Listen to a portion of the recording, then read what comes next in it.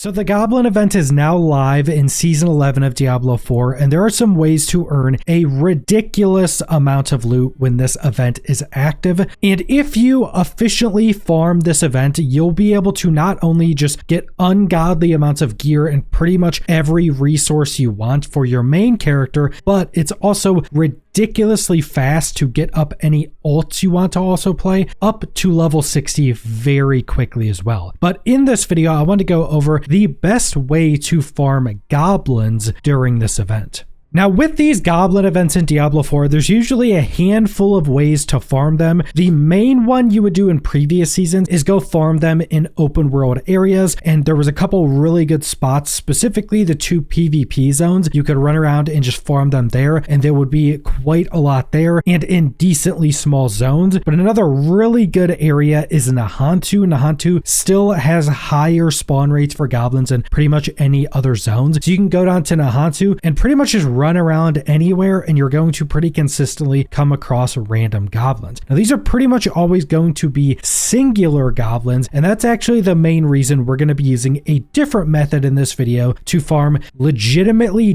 dozens of goblins per dungeon run.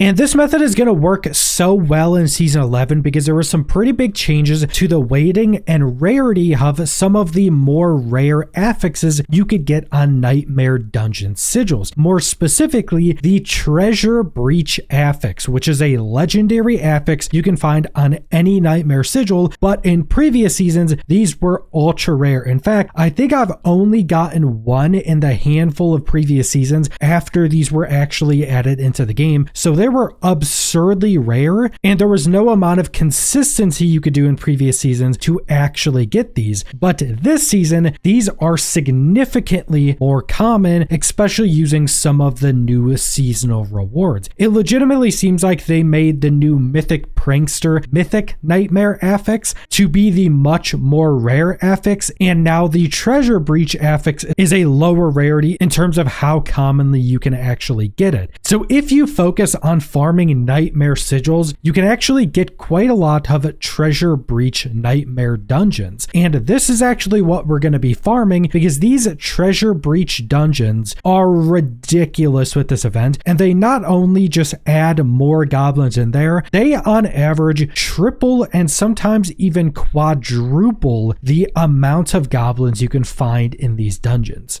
And if you haven't found a Nightmare sigil with Treasure Breach on it before, essentially it just guarantees spawns a handful of goblins within that dungeon. They're so completely random goblins, so you'll usually get mostly normal treasure goblins and not any of the other different colored ones. You'll usually find a handful of the other colored ones as well, but that's generally what a Treasure Breach dungeon is. But during this event, they spawn in packs. Now, at a baseline, it'll pretty much always have 2 goblins instead of the 1. So where you would normally find 1 goblin, which is usually what you would be finding, you now find at least 2, but you can find even more. In fact, I have found packs of 5 goblins in these Treasure Breach dungeons now, and you will very commonly be finding packs of 3 or 4 of these in these dungeons in place of what would normally be just 1. Now, after running a handful of these, it does also seem that the 1 goblin you would normally find if this event wasn't active is usually the goblin that can be one of the other goblins. So let's say you come across a pack of these goblins and there's like 1 gilded goblin in the pack. That would be the one you would normally find, and it seems like all of the additional goblins being spawned from the event are all normal goblins. Now, this doesn't actually mean this is bad, because normal goblins are actually really good in dungeons this season because they drop a ton of Obdicite. But on top of that, with the goblin event, all of these goblins can now drop a bag of loot that is similar to the loot that goblin would normally be dropping, and normal treasure goblins just give you a bag of a bunch of random loot. It's almost like getting a whisper cache out of that treasure goblin when you open up the additional bag that they can drop. They don't always drop it, but they can.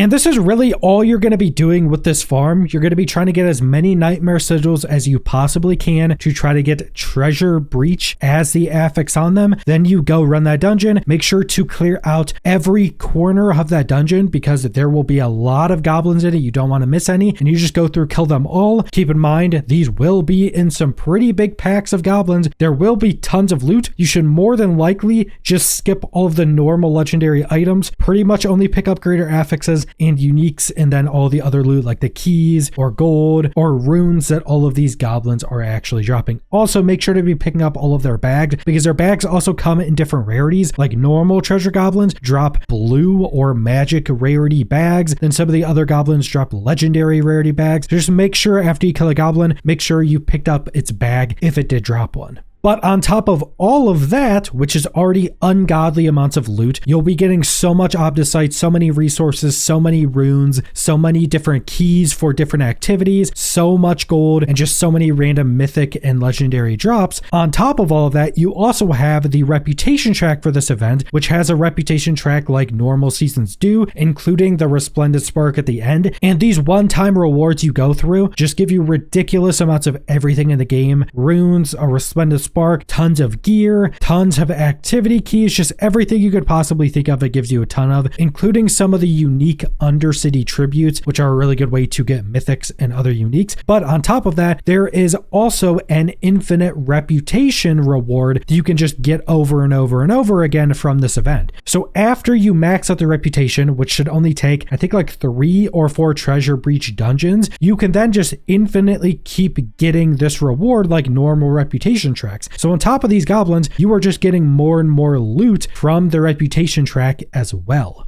And like I mentioned, there are some ridiculous ways to earn a ton of nightmare sigils in this season. More specifically, this comes down to the world bosses and the Asmodan seasonal boss. Where you go to the specified area, there will be 3 summoning things there where you summon Asmodan. It'll have a few waves of enemies, then you kill Asmodan, and then there's the 3 chests to open that you use the seasonal currency on. Now, just at a baseline, opening any of these chests at this event has a chance to give you just a ton of nightmare sigils. After you open one of these chests, it kind of randomizes different sets of loot. So one set of loot could just be like a ton of additional gear or greater affix gear. One set could just give you a bunch of additional runes with gear. One set could give you just a bunch of additional boss summoning materials and some legendaries. And then one set will give you a bunch of random gear and a bunch of nightmare sigils. Now, on top of this, you also have the essence that seems to affect normal world bosses and somewhat affects the Asmodan at the seasonal area we just talked about, the 3 chests that can give you some additional sigils or some additional boss summoning materials. But then you also have any world boss that spawns, and this is really where your seasonal essence power is going to come into effect, because if you don't die during the world boss fight, you will get an ungodly amount of nightmare sigil drops through that essence. So make sure the purified essence you're using is the one that drops you activity keys from world bosses. Once you're at tier 5, this will drop you like 1.5 full inventories of your key inventory section. So make sure to empty out all of your keys before you do a world boss. This is also with any world boss. This isn't just with the Asmodan world boss. This is with any of the world bosses. But once you get the Asmodan world boss as well, you can also open his chest if you have any of his corrupted tongues. That can also give you a bunch of nightmare sigils as well. So the primary ways to farm as many nightmare sigils as you can is to go do all of the boss ladder bosses this season that give you items to go use at the Asmodan fight. So that means going and facing Andariel, Duriel, and Belial, which Belial you're going to get from doing the other bosses anyway. So you're basically just doing as many bosses as you possibly can, getting all of the new seasonal items, which also keep in mind only stack till 20. So if you have, say, 20 of Duriel's horns, don't keep killing Duriel. He won't drop anymore until you go use them. But then once you get a bunch of those, you go to the Asmodan seasonal area, kill Asmodan, open up those chests. That's absolutely the best way to get nightmare sigils this season. And that's pretty much all you're going to be doing to farm this